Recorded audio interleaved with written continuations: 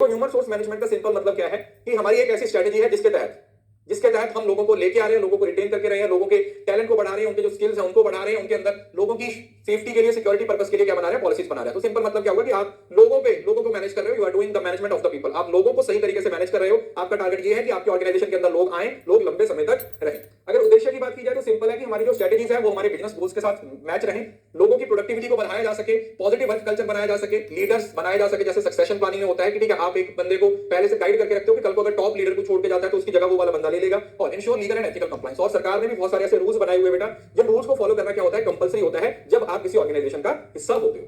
तो अगर हम एचआरएम को सही तरीके से फॉलो करेंगे तो ये एक ब्रिज का काम करता है मैनेजमेंट में और एम्प्लॉइज में। क्यों? क्योंकि देखो, अगर मैनेजमेंट को लोगों की जरूरत है तो लोगों को भी मैनेजमेंट की जरूरत है। So it is a bridge between management and employees, focusing on recruiting talent, उनका अच्छा वर्क कल्चर बना के रखना, जितने भी रूल्स रेगुलेशंस हैं उन सभी रूल्स रेगुलेशंस को फॉलो करना, और लोगों के स्किल्स को डेवलप करना। क्योंकि अगर लोगों के अंदर स्किल्स होंगे तो उन स्किल्स से आप अपने ऑर्गेनाइजेशन के ऑब्जेक्टिव्स को अचीव कर पाओगे। ठीक है, ऑर्गेनाइजेशन के ऑब्जेक्टिव्स को अचीव करने के लिए लोगों के स्किल्स का होना जरूरी है, लोगों के स्किल्स को इस्तेमाल करना जरूरी होता है। एचआरएम के फीचर्स की अगर हम बात करें तो सबसे पहले जो फोकस होता है वो स्ट्रेटेजिक फोकस होता है। मतलब एचआरएम का फोकस भी हमारे बिजनेस गोल्स ही होता है। हम वैसे ही लोगों को लेके आते हैं, वो लोग जो हमारे ऑर्गेनाइजेशन की तरक्की में अपना योगदान देने वाले हैं। इंप्लॉय ओरिएंटेड है, लोगों की जरूरत के हिसाब से है, डायनामिक प्रोसेस है। लगातार हमें पता है मार्केट में चीजें चेंज होती रहती हैं, सो हम डायनामिक्स को इस्तेमाल करते हैं। हम मार्केट में होने वाले चेंजेस के हिसाब से अपनी पॉलिसीज को, अपने लोगों के स्किल्स को चेंज करने की कोशिश करते हैं। और प्रोएक्टिव अप्रोच, प्रोएक्टिव का मतलब क्या होता है, फ्यूचर में क्या होने वाला है आप उसको पहले से ही सोच लेते हो और उसके अकॉर्डिंग अपनी पॉलिसीज बनाते हो, उस तरीके के लोगों को लेके आते हो। जैसे अगर आज आप रिक्रूट करोगे तो आप ऐसे लोगों को लेके आओगे जो टेक्निकली साउंड होंगे, जो टेक सेवी होंगे, जिनको पता है टेक्नोलॉजी को किस तरीके से यूज करना है, जिनके पास ऐसे स्किल्स हैं कि वो टेक्नोलॉजी को सही तरीके से यूज कर सकते हैं।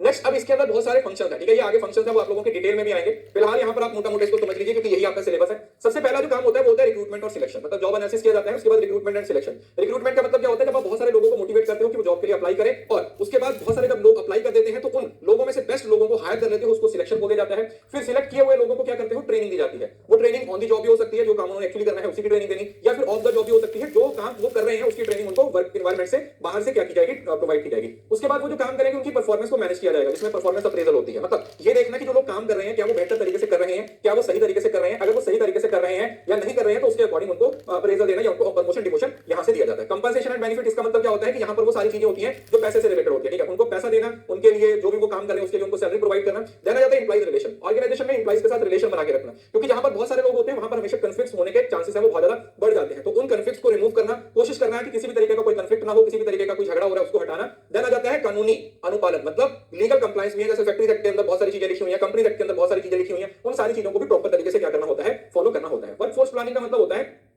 रिसोर्सेज को सही तरीके से यूज करना। जैसे हमारी करियर प्लानिंग होती है, सक्सेशन प्लानिंग होती है, ये सब वर्कफोर्स की प्लानिंग है। मतलब कि ऑर्गेनाइजेशन में रहने वाले लोग सिर्फ यहां ना रहें, अगर वो कल को शिफ्ट होकर कहीं दूसरी जगह पर भी जाते हैं तो वहां पर भी वो बढ़िया तरीके से काम करें, उनके करियर को लॉन्ग टर्म के लिए हमें क्या करना होता है, सोचना होता है। Talent management, what is the meaning of talent management, career management, workforce planning की ये सेम ही है। नेक्स्ट आ जाता है टैलेंट मैनेजमेंट। अच्छा टैलेंट लेके आना बड़ी बात नहीं होता, उसको रिटेन करके रखना बड़ी बात होता है। हमने स्टार्टिंग में पढ़ा किसी भी ऑर्गेनाइजेशन की जो सक्सेस है, किसी भी ऑर्गेनाइजेशन की जो ग्रोथ है वो किस बात पर निर्धारित है, वो इस बात पर निर्धारित है कि किसी ऑर्गेनाइजेशन में काम करने वाले लोग कितने बेहतर हैं। जितने बेहतर लोग होंगे उतनी सक्सेस है उस कंपनी को मिलने वाली है। तो ये वही पॉइंट है कि टैलेंट को लेके आना, आइडेंटिफाई करना, डेवलप करना और उसको रिटेन करके रखना, ताकि वो लोग आपकी ऑर्गेनाइजेशन के साथ लंबे समय तक जुड़े रहें। उनके साथ कैरियर मैनेजमेंट है, हमने ऑलरेडी बता दिया है कि उनको आगे कैसे बढ़ सकते हैं, उनको करियर के लिए गाइड करना, उनको एडवांसमेंट के लिए ट्रेनिंग प्रोवाइड करना। देन हो सकता है ऑर्गेनाइजेशनल डेवलपमेंट। अब इसके अंदर क्या होता है, यहां पर एम्प्लॉइज की डेवलपमेंट की बात होती है, वहीं पर ऑर्गेनाइजेशन की डेवलपमेंट है। क्लाइमेट, ऑर्गेनाइजेशन के कल्चर को चेंज करना, ऑर्गेनाइजेशन की पॉलिसीज को चेंज करना, नई टेक्नोलॉजी लेके आना, ताकि हम जो टाइम ट्रेंड चल रहा है उस ट्रेंड को मीट कर सके, हम उस ट्रेंड के हिसाब से आगे बढ़ पाए, तो वो ऑर्गेनाइजेशनल डेवलपमेंट हो जाएगा। हेल्थ एंड सेफ्टी, हेल्थ और सेफ्टी को इंश्योर करना। हर ऑर्गेनाइजेशन के अंदर आपको पता है कि हेल्थ से, सेफ्टी से रिलेटेड बहुत सारे एक्ट्स बने हुए होते हैं, बहुत सारी प्रोविजंस होती हैं, जैसे सोशल सिक्योरिटी होती है, इंश्योरेंस दिया जाता है, कंपनसेशन दिया जाता है, उन सारी चीजों को भी देखा जाता है।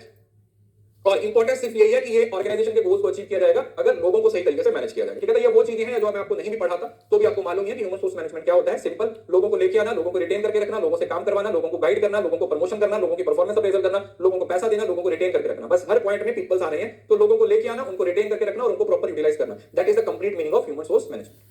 अब इसकी जो शुरुआत होती है वो कहां से होती है सर, वो होती है ह्यूमन सोर्स प्लानिंग से।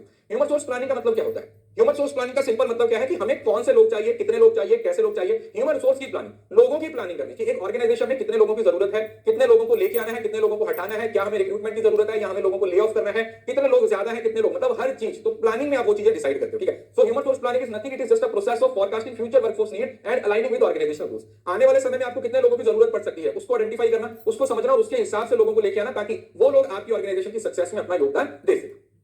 अब ये क्यों किया जाता है? इसका सिंपल मतलब होता है फॉरकास्ट फ्यूचर। सबसे पहले हम ये देखते हैं कि फ्यूचर में हमें कितने लोगों की जरूरत पड़ सकती है। कल को हम एक्सपेंशन करने वाले हैं, 2 नए प्लांट लगने वाले हैं, तो हम देखेंगे कि अच्छा यार 2 प्लांट लगने वाले हैं तो हमें और लोगों की जरूरत पड़ सकती है। दूसरा, एंश्योर टैलेंट अवेलेबिलिटी, ये भी देखना है, अच्छे लोगों को रिक्रूट करना, अच्छे लोगों की सिलेक्शन करना ताकि हमारे पास अच्छा टैलेंट अवेलेबल रहे। तीसरा, इफ एनहांस एफिशिएंसी और प्रोडक्टिविटी, जितने बढ़िया लोग होंगे उससे आपकी एफिशिएंसी और प्रोडक्टिविटी बढ़ेगी। नेक्स्ट, कॉस्ट मैनेजमेंट, साथ में ये भी देखना क्योंकि देखो आप जितनी आपकी कॉस्ट है, जितना आपके पास पैसा है उसके हिसाब से आप लोगों को लेके आ सकते हो। अब एक एमएनसी है, उसकी रिक्रूटमेंट कॉस्ट 100 करोड़ है, वो 100 करोड़ भी लगा देगी, लेकिन आपकी छोटी सी कंपनी है, आप 10 लाख रुपए लगा सकते हो, तो उसके हिसाब से आपके पास क्या आएगा, टैलेंट आएगा। तो कॉस्ट एक इंपॉर्टेंट एलिमेंट हो जाता है। और reduce risk of talent shortage और सरप्लस इंश्योरिंग बिजनेस कंटिन्यूटी। अब रिड्यूस रिस्क का मतलब क्या होता है कि आप हमेशा बैकअप के लिए कुछ लोगों को रखते हो ताकि आपके जो अभी काम करने वाले लोग हैं अगर वो अचानक से छोड़ के चले जाते हैं, इफ दे लीव, अगर वो अचानक से आपकी ऑर्गेनाइजेशन को छोड़ के चले जाते हैं तो क्या बैकअप के लिए आपके पास कोई बंदा मौजूद है, क्या बैकअप के लिए आप लोगों के पास लोग मौजूद है या नहीं। ये चीज है वो बहुत ज्यादा इंपॉर्टेंट हो जाती है इस job human resource planning. Importance तो यही है ठीक है इसके अंदर कि इससे हम ऑर्गेनाइजेशन की ग्रोथ, चेंजिंग वर्कफोर्स डेमोग्राफिक्स या फिर अडैप्टिंग द टेक्नोलॉजी एडवांसमेंट, हमें ह्यूमन रिसोर्स प्लानिंग की जरूरत इस वजह से पड़ती है क्योंकि हम फ्यूचर में देख रहे होते हैं कि आने वाले समय में कौन सी चीजें हमारे हक में होंगी, कौन सी चीजें हमारे अगेंस्ट हो सकती हैं, तो वो सारी चीजें हम ह्यूमन रिसोर्स प्लानिंग में देखते हैं।